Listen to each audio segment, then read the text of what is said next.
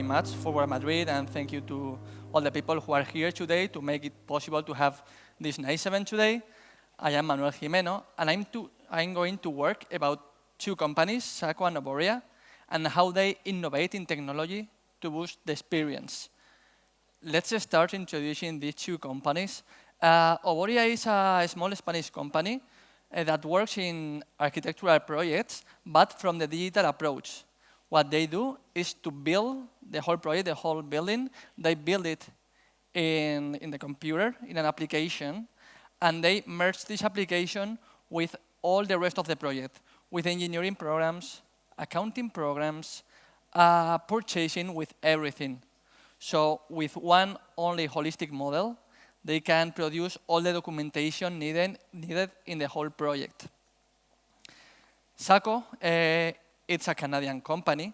They invented the LED screens back in the 80s, and since then, they have become leaders in large format LED screens, which is LED screens in the size of a building, and LED screens for concerts.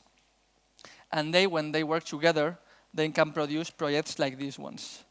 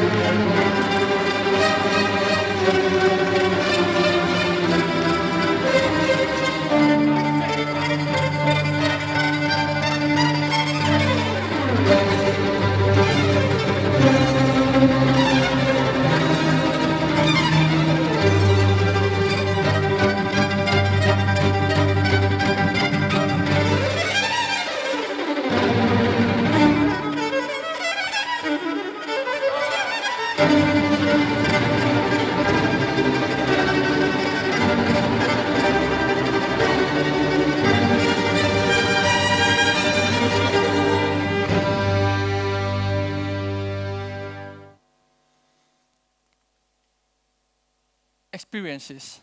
This is one word that it's been hanging around today in many speeches. And I think because everybody here works in producing experiences, we like to think that we produce experiences, but what is an experience? I'm going to give you an example, which is very clarifying for what we understand as an experience. This is not an experience, this is a sandwich, quite crappy, by the way. We all know this sandwich because we have eaten it many times in our lives. We don't remember when or where, because it's just an easy sandwich. This is also a sandwich, but probably if we have this one, we will remember. If we have it at a train station, in the bar or in a bar, in a hotel, we will remember it. And when we think of the train station, we will think of the sandwich and vice versa, because it will remain with us. It will create a memory, and for us, that's an experience. It doesn't matter what we do. We can say that we succeed creating an experience when people remember what we have done. And this is what we like to do. We create memories, create experiences. And we can create that in many different ways. We can create concerts. There is a concert, and we have a sandwich, but this is the concert, and we have the sandwich. We have the Rolling Stones, we have Taylor Swift. We produce a transparent screen for YouTube so they can interact with their own image on the screen. There are many stadiums, but this is the stadium. This is the stadium, a soccer stadium in the United States. All the facade is a screen with the shape of the stadium itself. The Hard Rock Hotel in Hollywood, but in the Hollywood of Miami. Burj Khalifa, highest building in the world, highest screen in the world. The same airports. Today's airports, I love them, but for me, my feeling is that all of them are the same airport. When I walk into one, I can't difference one from another. In this case, this is from the new last terminal of Orlando. It was inaugurated last spring. And this is an interactive screen. People can walk by, stay in front of the screen, and if there's a dog there, they can move, and the dog follows them. It's completely interactive. It's very funny seeing old people playing with a screen. This one, it's not a high-definition screen. I love this one because it's one of those tiles. It's a pixel, so we can't show a high-definition image. But there's a camera detecting the colors in the hall. In this case, there's one person wearing red and another wearing blue. So we are creating a mosaic that is alive. It's changing as people go in and out. And in addition, this screen is presiding the hall, presiding the facade, and presiding the street. So with a simple actuation, we are giving an experience to all the people that walks next to this building. We have done gas stations, pianos, car wash stations. So there's not a limit for the smallest thing we can do, and no limit for the largest. And when it's time to speak of big things, I'm going to speak about our last project, which is the Sphere in Las Vegas, which is a venue for shows with a screen 360 degrees outside and an immersive screen inside. You are going to see what I'm talking about, if it goes. Yep.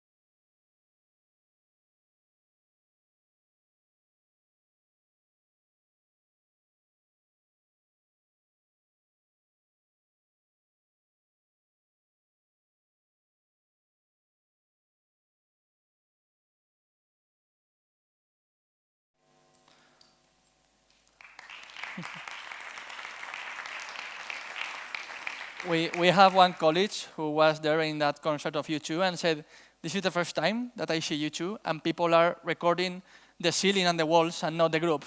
So it was quite fun. So up to this point, I need to apologize in advance because I'm an engineer and I haven't shown any number yet. So I need to torture you a bit with numbers, but they are just a bit, I promise. For the exterior screen, some facts. They were producing more than 3,500 drawings. It's about 50,000 square meters data invisible, which is not easy when you speak of Las Vegas, July, noon. You need to fight the sun, and it's not easy. And more than 57 million LEDs. For the interior screen, more than 12,000 drawings, 15,000 square meters, sub-millimeter precision. This means that if in the drawings one LED, one LED, it's in one position, in the building, this LED is not more than 1 millimeter away of that position. Imagine when you cut your scissors and cut some paper. If you can get 1 millimeter precision cutting paper, it's good. In this case, we have below 1 millimeter in a building of 150 meters. So it's crazy. And completely immersive screen. And this is the question. How do Saco and Aboria, two companies working in different countries, land on this project? First of all, a bit of luck. It's true. You need to be at the right place, at the right time, with the right baggage, right experience with your works, but sometimes you have all of this and you get nothing. So we always need a bit of luck. Second one, baby steps. We started doing small projects and we climbed it up to the big ones. And third, very important, innovation. All you have seen didn't exist 5 years ago. Nobody thought of that. But there was one person who said, maybe we can do this. And in the case of innovation, there are two ways of innovate, and we are proud to say that we cover both.